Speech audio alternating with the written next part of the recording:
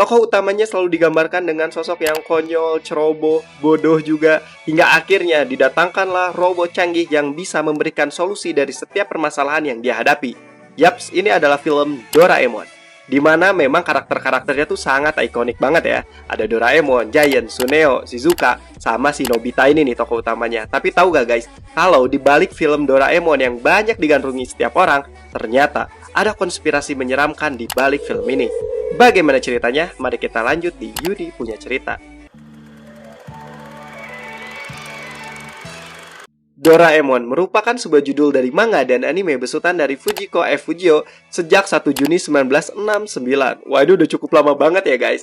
Nah, ini tuh bercerita tentang seorang anak yang ceroboh serta pemalas, yaitu Nobita. Latar belakangnya pada saat itu, Nobita itu kelas 5 SD nih guys, yang didatangi oleh sebuah robot kucing yang canggih, yaitu Doraemon, yang dikirim dari abad 22. Doraemon yang harus memikul tanggung jawab yang luar biasa berat karena harus menemani Nobita ini hingga mengubah kehidupannya dan mengubah garis keturunan dari Nobita ini menjadi jauh lebih baik.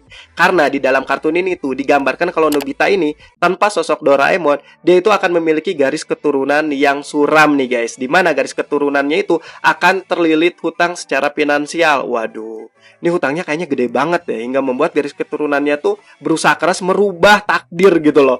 Nah, ternyata di dalam kartunnya ini tuh digambarkan kalau memang Nobita ini tuh sudah melewati fase yang membuat keturunannya itu jatuh dalam keterpurukan atau takdir tidak menyenangkan. Sehingga di masa yang akan datang atau di masa cicitnya Nobita ini, yaitu Sawasi, dengan teknologi yang luar biasa canggih, mereka membuat robot yang luar biasa canggih juga, yaitu Doraemon. Nah, si Doraemon ini tuh dikirimkan ke masa lalu. Jadi kayaknya zaman dulu tuh atau masa yang akan datang gitu ya, itu kayaknya teknologi-teknologi keren tuh bakal ada deh. Dimana teknologi ini tuh memungkinkan kita memutar waktu untuk memperbaiki garis keturunan kita. Wah, ini keren banget ya. Imajinasinya luar biasa keren lah ya. Hingga akhirnya Sawasi itu berpikir, saya harus menciptakan sebuah robot yang benar-benar canggih menemani ya si kakek saya ini, yaitu Nobita, agar keturunannya jauh lebih baik. Akhirnya dari ide itu direalisasikanlah terbentuk Doraemon yang melampaui mesin waktu dan harus menemani Nobita ini agar keturunannya jauh lebih baik. Tuh kan, benar-benar misi Doraemon ini tuh misi yang berat banget lah ya. Seperti yang kita tahu kan Nobita, aduh dia terlalu pinter lah ya. Nah, intinya seperti itulah guys. Nah, itulah yang membuat Doraemon itu menanggung misi yang cukup luar biasa berat. Apakah berhenti sampai situ? Enggak guys, karena keseharian dari film kartun ini itu cukup menarik untuk disimak, dimana Nobita ini selalu membuat hal-hal yang di luar nalar ya. Udah dia males, dia ceroboh, dia juga bisa dibilang apa ya, pembuat onar lah ya, pembuat masalah, hingga akhirnya ya Doraemon ini tuh selalu membersihkan lagi masalah-masalah yang dibuat oleh si Nobita ini. Tapi ada highlight juga dari film ini, di mana percintaan dari Shizuka dan si Nobita ini. Wah, ini bisa dibilang romantisnya juga dapet lah di film kartun ini. Seru banget pokoknya buat kalian yang suka banget nonton Doraemon, memang seseru itu. Yang paling ikonik dari film Doraemon ini adalah kantong ajaib yang dimiliki oleh Doraemon, yang bisa mengeluarkan alat-alat canggih di kantong yang ya Allah kecil banget itu loh kantongnya, tapi bisa keluar alat-alat canggih dan gede-gede banget ya, segede gaban juga ada ya. Mulai dari pintu kemana saja itu gede banget, tapi bisa masuk ke kantong Doraemon nih guys. Dan ternyata memang diciptakannya alat-alat tersebut untuk membantu Nobita menyelesaikan masalahnya. Cuman masalahnya di situ juga, ternyata Nobita dengan kecerobohannya malah membuat masalah dari alat-alat canggih tersebut. Nih anak ya, udah dibantu malah nyusahin intinya. Dan kalian tahu gak sih hal yang paling ikoniknya tuh apa? Satu alat yang ikonik dan dulu aku pengen banget punya, yaitu baling-baling bambu. Iya gak sih? Keren banget gitu. Kita bisa melayang pergi kemana saja dengan baling-baling bambu. Walaupun sudah ada pintu kemana saja, tapi kayaknya lebih keren kalau pakai baling-baling bambu. Wah, ini benar-benar ikonik lah ya. Oke, kita sejauh ini udah mulai paham dan udah ngerti ya tentang film dari Doraemon ini nih.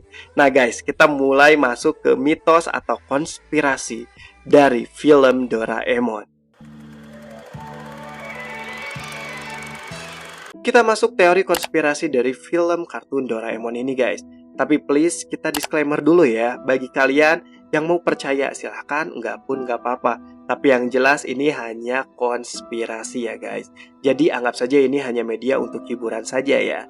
Oke, sampai sini udah paham ya? Mari kita lanjutkan ceritanya. Oke guys, jadi ternyata menurut kisah nyata yang beredar, ya jadi bisa dibilang ini kisah nyata atau cuma konspirasi ya. Intinya, menurut beberapa kepercayaan orang di luar sana, ternyata film Doraemon ini tuh diadaptasi dari sebuah kisah nyata dari seorang remaja yang bernama Nobita.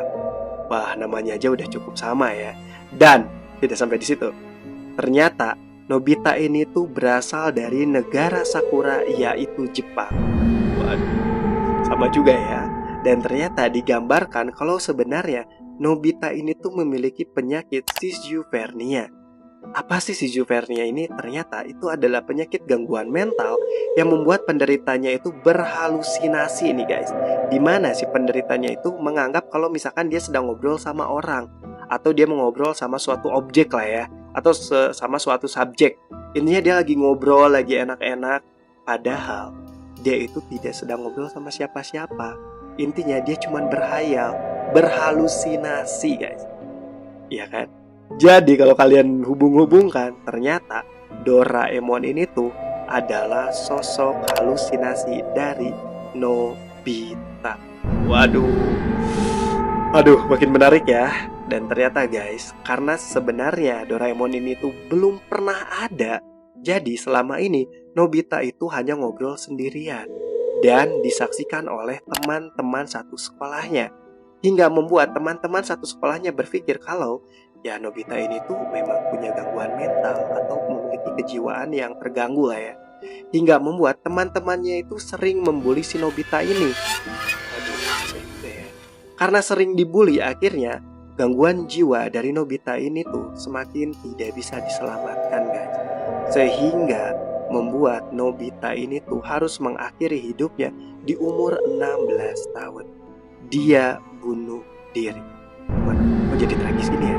Akhirnya setelah dia bunuh diri, itu yang membuat di film Doraemon, Nobita ini tuh tidak pernah tumbuh dewasa. Aduh, kok jadi sedih gini ya? Jadi sosok Doraemon itu ternyata hanya halusinasi. Nobita tidak pernah ada yang menolong. Dia memiliki gangguan mental. Dia mendapatkan pembulian dan dia bunuh diri. Jadi kelam banget kan? Itulah teori konspirasinya nih guys. Jadi kalian boleh percaya atau tidak dengan apa yang terjadi sama Nobita ini. Tapi kalau kita bayangkan, cukup mengerikan juga ya kalau misalkan ini diambil dari kisah nyata yang kisahnya seperti tadi itu. Ya sangat-sangat tragis lah ya. Sebenarnya banyak banget teori konspirasi dari kartun-kartun lain juga yang ternyata sisi kelamnya sangat kelam banget. Tapi ingat, ini hanya konspirasi. Tapi bentar, sebenarnya konspirasi itu yang mana? Apakah yang ditayangin di TV ada sebuah kebohongan dan ini adalah sebuah nyata? Atau sebaliknya? Kita tidak pernah tahu kan? So guys, itu saja untuk video kita kali ini. Dan ya, anggap saja ini hanya media hiburan ya. Tapi buat kalian yang suka banget sama teori-teori konspirasi seperti ini, silahkan kalian berikan tanggapan di kolom komentar di bawah. Dan buat kalian yang menyukai video ini, jangan lupa untuk like, comment, subscribe, dan nyalakan tombol loncengnya agar mendapatkan notifikasi dari channel ini kalau misalkan upload video baru. Itu saja untuk video kita kali ini, and see you. Bye-bye.